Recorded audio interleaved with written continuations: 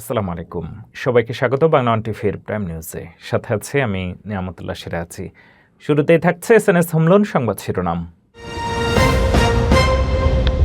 ট্রাম্পের নতুন সিদ্ধান্ত, যুক্তরাষ্ট্রের সব আমদানিতে 15% বৈশ্বিক শুল্ক, আদালতের রায় অগ্রাহ্য। ট্রাম্পের 15% নতুন বৈশ্বিক শুল্ক বাংলাদেশ সহ বিশ্ববাজারে প্রভাব ও শ্রমবাজার পরীক্ষা জরুরি। যুক্তরাষ্ট্রের পূর্ব উপকূলে নর্থস্টার ঝড়, নিউ ইংল্যান্ড ও মিড আটলান্টিকে তীব্র তুষারপাতের সতর্কতা। এবং নিউ জার্সিতে ভুয়া ইমিগ্রেশন আইনজীবীর প্রতারণা, 4 জন গ্রেপ্তার, হাজার হাজার ডলার হাতে নেওয়ার অভিযোগ। এতক্ষণ শুনছিলেন শিরোনাম, এবারে বিস্তারিত। সুপ্রিম কোর্টের রায়কে অ্যান্টি আমেরিকান বললেন প্রেসিডেন্ট ডোনাল্ড ট্রাম্প। কয়েক ঘন্টার মধ্যে ঘোষণা যুক্তরাষ্ট্রের সব আমদানির উপরে 15% বৈশ্বিক শুল্ক। শুরুতে 10% হলেও পরে বাড়ানো হয়েছে। ট্রাম্প দাবি করেছেন এটি সম্পূর্ণ আইনি ও পরীক্ষিত সীমার মধ্যে। বিশ্ববাজারে উত্তেজনা, ইউরোপ সতর্ক। দেখার বিষয়ে এই শুল্ক যুদ্ধ কত দূর গড়ায়। মার্কিন রাজনীতিতে ফের ঝড় তুললেন যুক্তরাষ্ট্রের প্রেসিডেন্ট ডোনাল্ড ট্রাম্প। তার আরোপ করা বিস্তৃত আমদানি শুল্কের বড় অংশ অবৈধ ঘোষণা করেছে দেশটির সর্বোচ্চ আদালত supreme court of United states. 6-3 ভোটের রায়ে আদালত জানায় 1977 সালের জরুরি অর্থনৈতিক ক্ষমতা আইনের আওতায় প্রেসিডেন্ট এত বড় পরিসরে শুল্ক বসাতে পারেন না। কিন্তু রায়ের কয়েক ঘন্টার মধ্যেই পাল্টা বার্তা দেন ট্রাম্প। সামাজিক মাধ্যমে তিনি সিদ্ধান্তটিকে অত্যন্ত অ্যান্টি আমেরিকান বলে আখ্যা দিয়ে ঘোষণা করেন যুক্তরাষ্ট্রে আমদানি হওয়া সব পণ্যের ওপর নতুন করে 15% বৈশ্বিক শুল্ক আরোপ করা হবে। প্রথমে 10% বললেও পরে সেটি বাড়িয়ে 15% করার কথা জানান তিনি। তার দাবি এটি সম্পূর্ণ আইনি এবং পরীক্ষিত সীমার মধ্যেই রয়েছে। হোয়াইট হাউস জানিয়েছে শুল্ক কার্যকর হবে খুব দ্রুতই, যদিও আনুষ্ঠানিক নথি নিয়ে কিছু প্রশ্ন রয়ে গেছে। এদিকে ইউরোপে শুরু হয়েছে কূটনৈতিক তৎপরতা। জার্মানি ও ফ্রান্স সতর্ক করেছে এ ধরনের পদক্ষেপ বৈশ্বিক বাণিজ্যে অনিশ্চয়তা বাড়াবে এবং পাল্টা ব্যবস্থা নেওয়ার পথ খুলে দিতে পারে। সমর্থকদের মতে এটি আমেরিকা ফার্স্ট নীতির দৃঢ় বার্তা। সমালোচকদের আশঙ্কা এর প্রভাব পড়তে পারে বিশ্ববাজার ও সাধারণ ভোক্তার পকেটে। এখন দেখার বিষয় এই শুল্ক যুদ্ধ কতদূর গড়ায়। যুক্তরাষ্ট্রের সুপ্রিম কোর্ট ট্রাম্পের ইউনিভার্সাল বেসলাইন ট্যারিফ অবৈধ ঘোষণা করলেও প্রেসিডেন্ট ডোনাল্ড ট্রাম্প পিছু হটেননি। কয়েক ঘন্টার মধ্যে তিনি সব আমদানির উপরে নতুন 15% শুল্ক আরোপের ঘোষণা দিলেন। বাংলাদেশে প্রভাবিত গত বছরের 19% শুল্ক আপাত দৃষ্টিতে 15% নেমেছে। তবে আগামী 150 দিনে শ্রমবাজার পরিবেশ ও কর্মপরিবেশ যাচাই করবে মার্কিন প্রশাসন। প্রস্তুতি, সতর্কতা ও কৌশল এখন বাংলাদেশের জন্য জরুরি। যুক্তরাষ্ট্রের সুপ্রিম কোর্ট ট্রাম্পের ইউনিভার্সাল বেসলাইন ট্যারিফ অবৈধ ঘোষণা করল। তবে প্রেসিডেন্ট ডোনাল্ড ট্রাম্প পিছু হটেননি। কয়েক ঘন্টার মধ্যে সব আমদানির ওপর নতুন 15% বৈশ্বিক শুল্ক আরোপের ঘোষণা দিলেন। শুরুতে 10% হলেও পরে বাড়ানো হয়েছে। তিনি বলেছেন এটি সম্পূর্ণ আইনি ও পরীক্ষিত। নতুন শুল্ক ট্রেড অ্যাক্ট 1974 ধারা 122 অনুযায়ী 150 দিন পর্যন্ত থাকবে।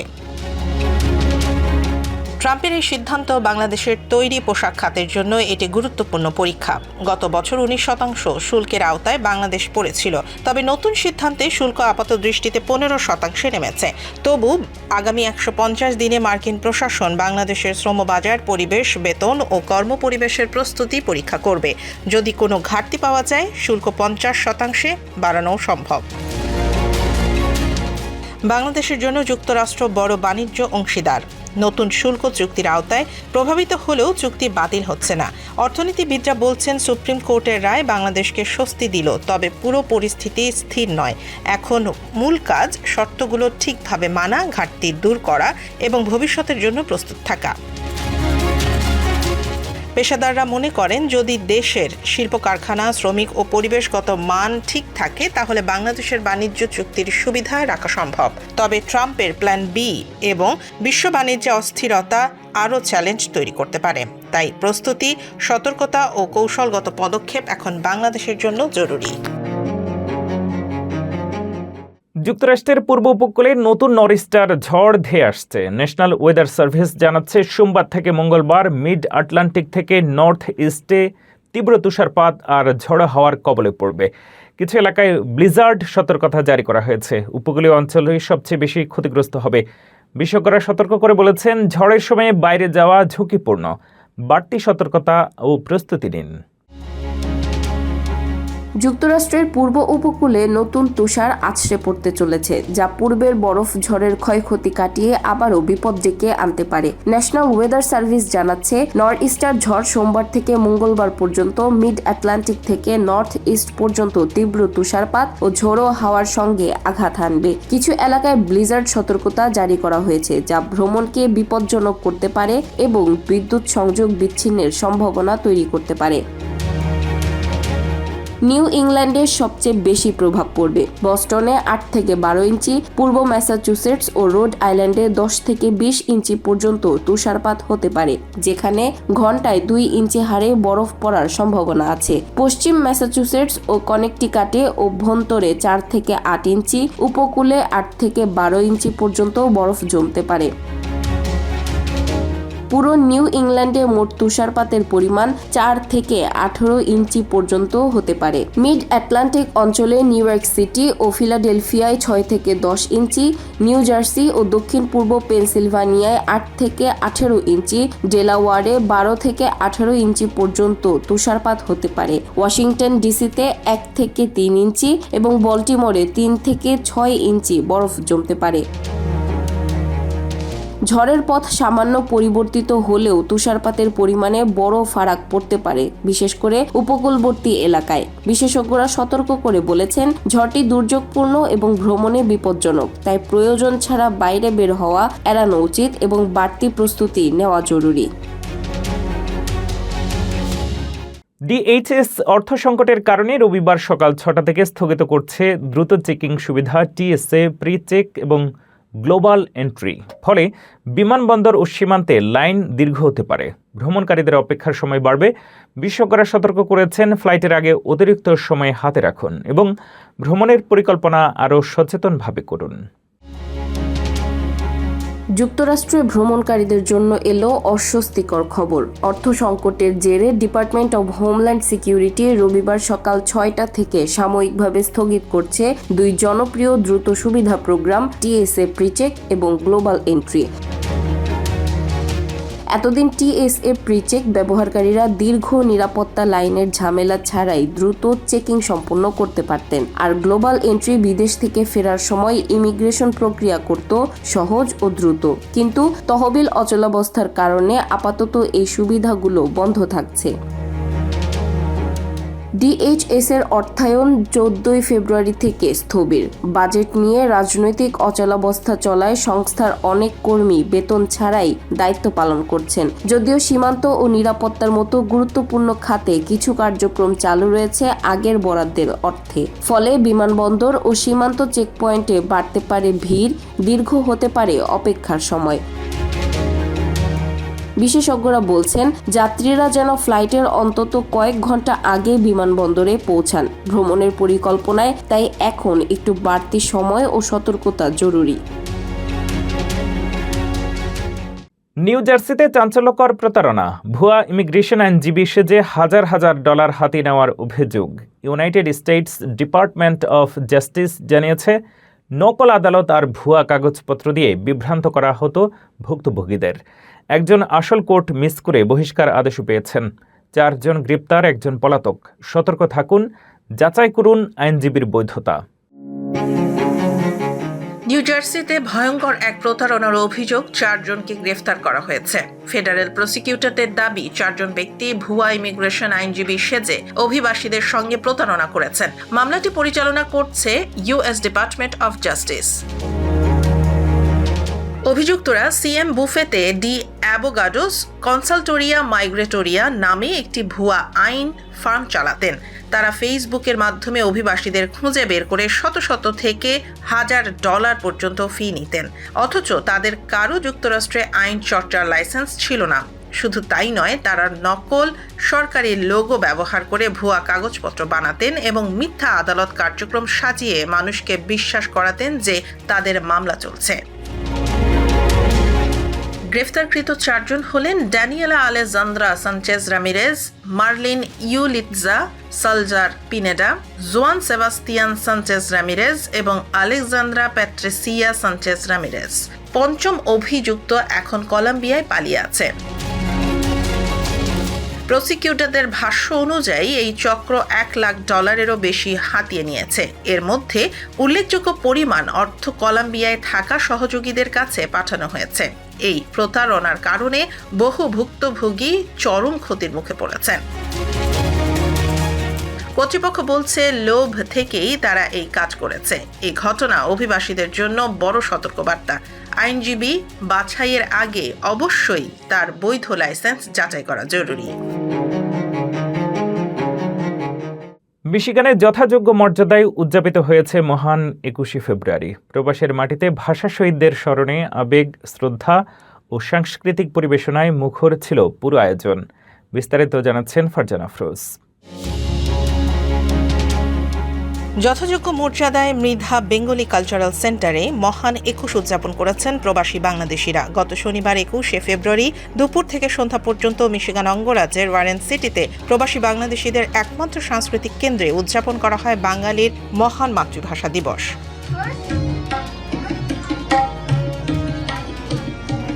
অনন্য গৌরবের এই দিনে 2 পর্বের এক বর্ণাঢ্য আয়োজনের প্রথম পর্বের শুরুতে গাওয়া হয় জাতীয় সঙ্গীত। এছাড়া হলরুমে নির্মিত অস্থায়ী শহীদ মিনারে পুষ্পস্তবক অর্পণ করা হয়। অনুষ্ঠানের প্রথম পর্বে ছিল আলোচনা সভা। এতে প্রধান অতিথি হিসেবে বক্তব্য রাখেন বিশিষ্ট চিকিৎসক ও দার্শনিক ডক্টর দেবাশিস মৃধা। কালচারাল সেন্টারের চিফ কোঅর্ডিনেটর মৃদুল কান্তি সরকারের সঞ্চালনায় শুভেচ্ছা ও তথ্য ভিত্তিক বক্তব্য দেন মৃত্তিকা সরকার।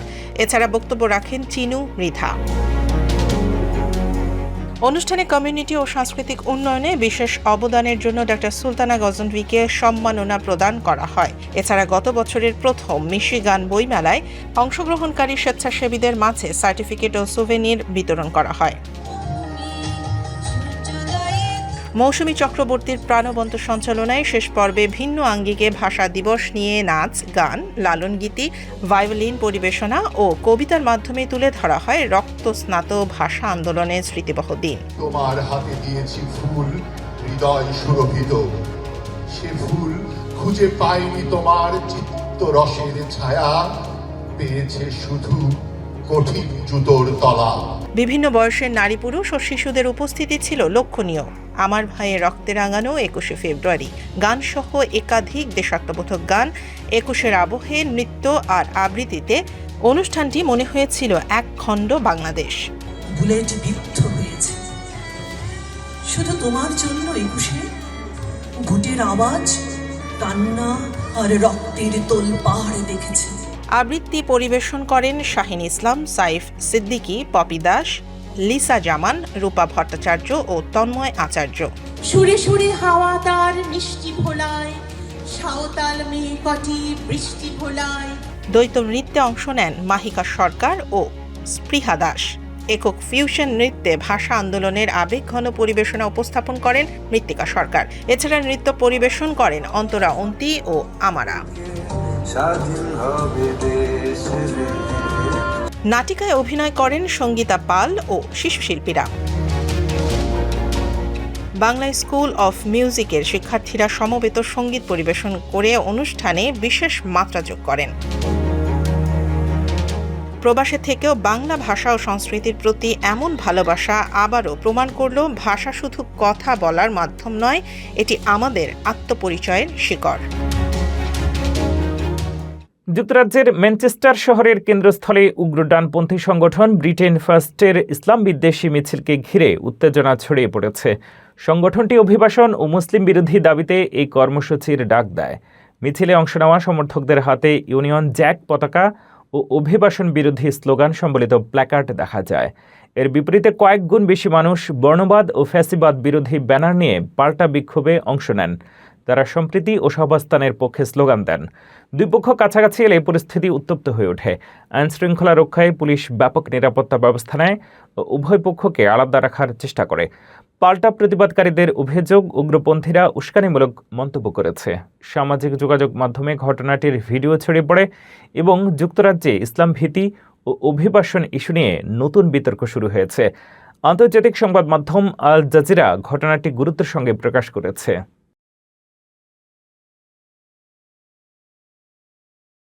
ইতালিতে 2026-28 মেয়াদের 3 বছরের কর্মসূচির আওতায় বিদেশি শ্রমিক নেওয়ার প্রথম ধাপ ক্লিক ডে শেষ হয়েছে।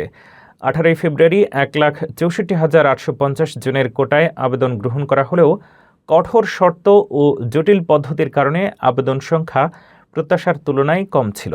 প্রবাসী বাংলাদেশিদের ধারণা, যারা নিয়ম মেনে আবেদন করেছেন তাদের ভিসা পাওয়ার সম্ভাবনা তুলনামূলক বেশি। তবে প্রশাসনিক জটিলতা ও অনলাইন সিস্টেমের ত্রুটির কারণে বহু শ্রমিক অবৈধ হয়ে যাচ্ছেন। ইতালির উচ্চকক্ষ সিনেটে উপস্থাপিত এক বার্ষিক জরিপে দেখা গেছে 2024 সালের 1,46,850 কোটার মধ্যে মাত্র 24,858 জন অনুমোদন পেয়েছেন। 2025 সালে 1,81,450 কোটার মধ্যে অনুমোদন পেয়েছেন মাত্র 14,349 জন। এই ধরনের প্রক্রিয়াগত জটিলতা বিদেশি শ্রমিকদের অনিশ্চয়তার মধ্যে রাখছে। যদিও তারা ইতালিতে অর্থনীতির গুরুত্বপূর্ণ অবদান রাখেন, নাগরিক ও প্রবাসী বাংলাদেশিরা সরকারকে সঠিক ও সহজ প্রক্রিয়ায় ভিসা ও থাকার অনুমোদন প্রদানের আহ্বান জানিয়েছেন। লেবাননের সশস্ত্র সংগঠন হিজবুল্লাহর উপরে সরাসরি নিয়ন্ত্রণ জোরদার করেছে ইরান, এমন দাবি করেছে দ্য জেরুজালেম পোস্ট।